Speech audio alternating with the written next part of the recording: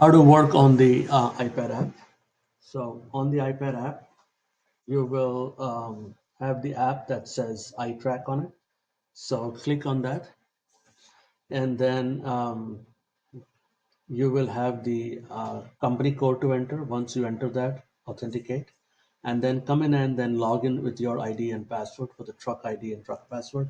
Either it's DS1, or it's truck1, however it is set up, and we normally will give you that information. So now click on the login, and on this page you will hit the stops button. On the stops button you will, so the first stop is completed, let's go to the next one. You will click on order info, and then this will give you the customer info, the name, phone number, and any notes or anything for the driver. What you need to do is hit the start button on the top. Once you hit the start button, now it records the start time at the stop for the driver, and then the driver can now pick, either he picks all of them perfect, or a reschedule, or a no one at home. So assuming it's all perfect first, and then once we mark this, we realize that this chase, the sofa chase, there's a damage on it. So uncheck, and then click here, and then pick up one of the region codes that will apply to the damage here. So let's assume it's a damage and it's we are leaving it at home. So pick the second one that says damage and left in home on the top. I picked that. Now it will ask you to take pictures. So take a few pictures, and let's say it asks you to take one more picture. Yes, one more. Let's get closer and take one more picture. After we take the two pictures, or one, or whatever it is, let's say no here, and then it'll ask you, do you want to put in comments? Always a yes, and yes, this is a testing comment.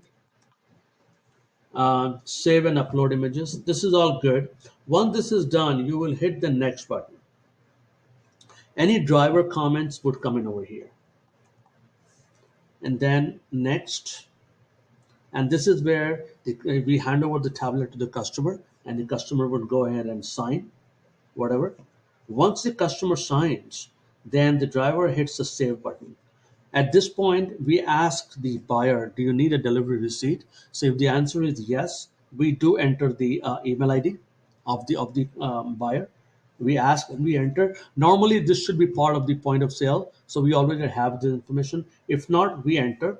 Let's hit cancel for now, and then let's say no, and then it'll ask, do you want to take pictures of the finished product? So generally a yes is the answer, so I'm going to say yes, and let's take a few more pictures. So another picture, use photo, and then yeah, no more pictures needed. At this point, say no, and this syncs up the data. It all goes in, all good. Automatically this closes, and you're now on to stop number 3. This is what you would do technically as far as your routing and delivering on the iTrack app on the iPad is concerned. Thank you.